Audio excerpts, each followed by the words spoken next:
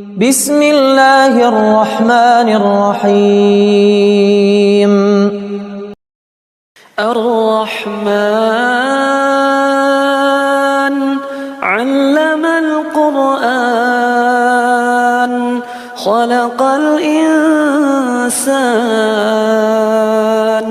علمه البيان الشمس والقمر بحسبان والنجم والشجر يسجدان والسماء رفعها ووضع الميزان ألا تطغوا في الميزان وأقيموا الوزن بالقسط ولا تخسروا الميزان والأرض وضعها